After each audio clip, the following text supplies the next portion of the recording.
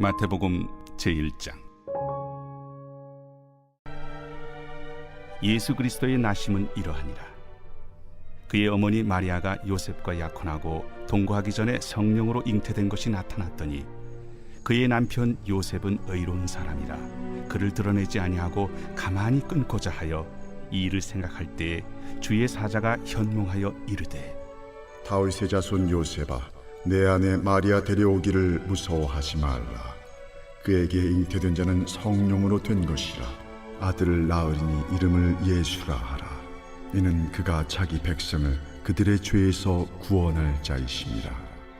이 모든 일이 된 것은 주께서 선지자로 하신 말씀을 이루려 하심이니 이르시되, 보라, 처녀가 잉태하여 아들을 낳을 것이요 그의 이름은 임마누엘이라 하리라. 이를 번역한즉 하나님이 우리와 함께 계시다 함이라. 요셉이 잠에서 깨어 일어나 주의 사자의 분부대로 행하여 그의 아내를 데려왔으나 아들을 낳기까지 동침하지 아니하더니 나음에 이름을 예수라 하니라. 할렐루야. 사랑하는 열린문교회 성도 여러분, 오늘도 주님이 주시는 참 평강 가운데 단잠 주무셨습니까? 1월 20일 금요일 아침을 깨우는 말씀은 마태복음 1장 18절에서 25절까지의 말씀입니다. 오늘도 살아계시는 하나님의 말씀이 선명하게 들려지고 귀 기울임으로 그 말씀에 순종하여 오늘 하루를 살아내며 열매 맺는 하루가 되기를 주님의 이름으로 축복합니다. 2023년을 시작한 지가 엊그제 같은데요. 벌써 1월의 중반을 훌쩍 넘어가고 있습니다. 다들 올해 목표들을 세우고 또 이루기 위한 체계적인 계획들을 정리하셨을 텐데요. 어떻게 되어가고 있나요? 계획한 대로 잘 실행되어지고 있나요? 이번 주일이면 한국에서는 구정연으로 또 다른 새해가 시작되는데요. 만약 아직 목표를 안 세우셨거나 아니면 세운 계획들을 실천하고 계시지 못하시다면 오늘은 다시 결단하시고 그리고 또 다시 시작하는 하루가 되시기를 바랍니다. 하지만 먼저 그 목표와 계획이 하나님의 뜻과 무관하지 않은지 살펴보시고 행하시는 저와 여러분들이 되시기를 바랍니다.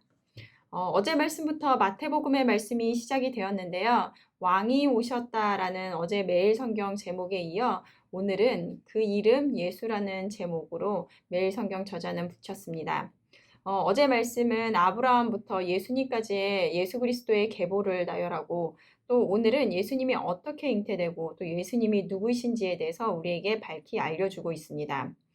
오늘 말씀 18절과 19절 말씀을 보면 예수 그리스도의 나심은 이러하니라. 그의 어머니 마리아가 요셉과 약혼하고 동거하기 전에 성령으로 잉태된 것이 나타났더니 그의 남편 요셉은 의로운 사람이라 그를 드러내지 아니하고 가만히 끊고자 하여. 초대교회 시대부터 지금까지 예수를 어떻게 고백하느냐에 따라 이단과 그리고 정통 기독교인으로 나뉘어졌습니다. 예수님이 승천하시고 초대교회 시대에 예수는 누구인가에 대한 정의에 따라 여러 이단 사상들이 나타났었는데요. 그리스도는 인간의 육신을 취한 것처럼 보였을 뿐이다 라는 가연설에서부터 예수님은 하나님이 아니라 율법의 복종함으로 우리를 구원으로 인도하는 탁월한 선지자라고 주장하는 에비온파에 이르기까지 예수님의 신성과 인성에 대해 부정하는 많은 이단들이 있었습니다. 그리고 여러 공의회를 거쳐서 이런 이단들이 정제되기도 했지만 우리가 16세기와 또 18세기를 걸쳐 르네상스와 계몽주의 영향을 받아 더 이상 신본주의 사회가 아닌 인본주의 사회로의 변화 속에 신의 존재를 부정하며 이성과 합리를 중요시하는 시대적 흐름은 기독교에도 영향을 끼치게 되었습니다. 따라서 하나님의 존재를 이성으로 검증하려 하며 검증된 것만 믿는 자들도 생겨났다라는 것입니다. 과학적으로 증명되지 않은 것, 이해되지 않은 것을 믿지 않는 시대를 우리는 살아갑니다. 저는 한때 이런 모습을 보면서 예수님께서 다시 한번 눈앞에 딱 나타나셔서 사람들한테 보여주시면 다들 믿지 않을까라는 생각을 한 적이 있었는데요. 하지만 예수님이 계시던 시대에도 믿지 않는 자들은 여전히 믿지 않더라는 것입니다. 마태복음의 예수님께서는 베드로에게 사람들이 인자를 누구라고 하느냐라고 물으셨고 이에 어떤 이들은 예수님을 세례 요한, 그리고 또 더러는 엘리야라. 그리고 또 어떤 이들은 선지자 중에 하나라고 답합니다. 이에 예수님께서 베드로에게 너는 나를 누구라고 하느냐라고 물으셨습니다. 그리고 모두가 잘 아는 주는 그리스도시요 살아계신 하나님의 아들입니다 라는 고백을 하죠. 이렇듯 예수님이 계셨던 시대에도 메시아는 베들레헴에서 나오기 때문에 갈릴리 출신인 예수님이 메시아가 될 수가 없다라고 주장하는 이들, 그리고 또 선지자 중에 하나라고 이야기하는 자들, 그리고 베드로처럼 메시아라고 고백하는 자들이 있었다라는 것입니다. 여러분은 예수 그리스도를 누구라고 생각하고 계십니까? 신인과 동시에 완전한 인간으로 이 땅에 오셨으며 우리의 죄를 위하여 죽으시고 또 사흘 만에 부활하시고 우리를 구원하신 메시아. 이 고백이 있으신가요? 오늘 우리에게 너는 나를 누구라고 생각하느냐라고 물으시는 주님 앞에 우리의 고백은 어떠한지 생각해 보시는 시간이 되었으면 좋겠습니다. 그리고 저는 오늘 말씀을 읽으면서 요셉에게 시선이 머물렀는데요. 약혼을 하고 혼인을 얼마 남겨두지 않은 약혼녀가 동거하기 전에 임신한 사실을 알게 되었을 때 그 기분이 어땠을까 하는 생각이 들었습니다. 우리야 지금 성경의 모든 말씀을 알고 그리고 또 이 오늘의 마태복음 말씀을 보기에 이것이 당연하게 받아들여지고 요셉의 행동 또한 당연한 것으로 보여지기 쉬우나 그때 당시로 요셉의 상황이 되어 본다면 그것은 말도 안 되는 있을 수 없는 일이겠죠. 지금처럼 이렇게 개방된 사회에서조차 만약 이런 일이 일어난다면 그것은 사회의 손가락질을 받기에 충분하다라는 것입니다.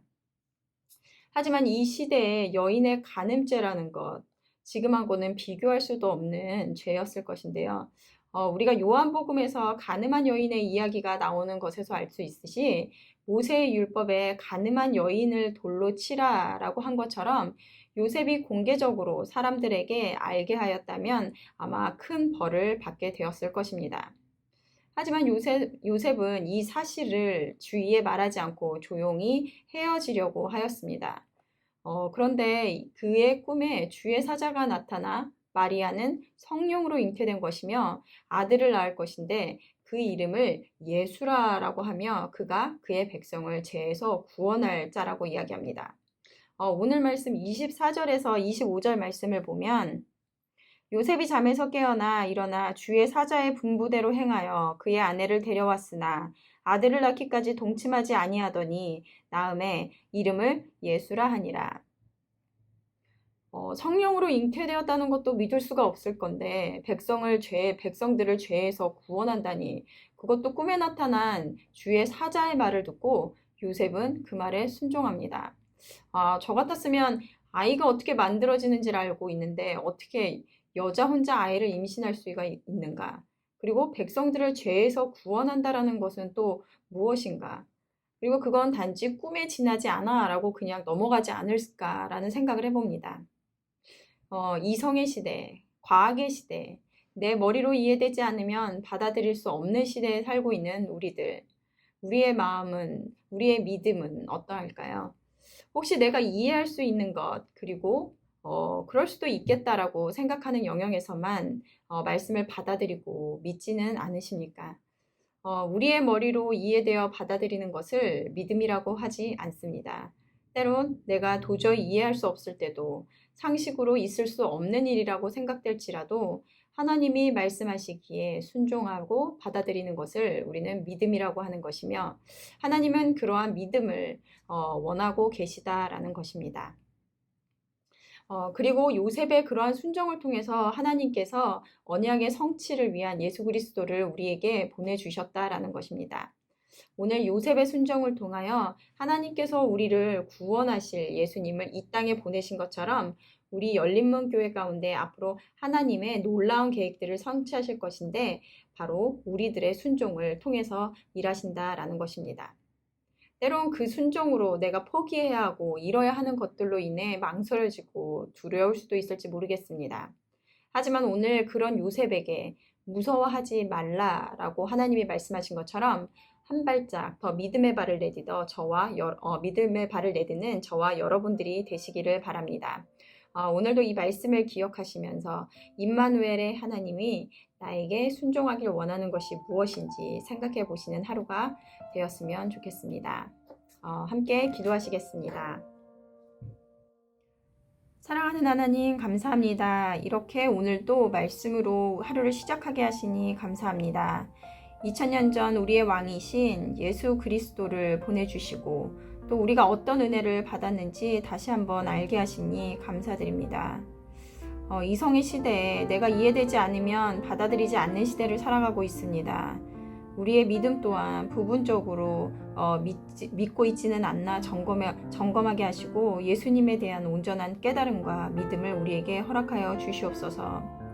우리의 순종을 통하여 역사하심을 믿습니다. 내가 포기하지 못했던, 순종하지 못했던 부분이 있다면 보게 하시고 믿음으로 결단하여 더 성숙한 자리로 나아갈 수 있도록 인도하여 주시옵소서.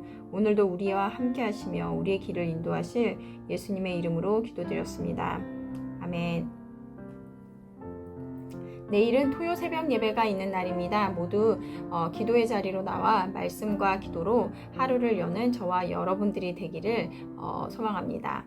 아침을 깨우는 말씀은 월요일 아침에 다시 찾아뵙겠습니다.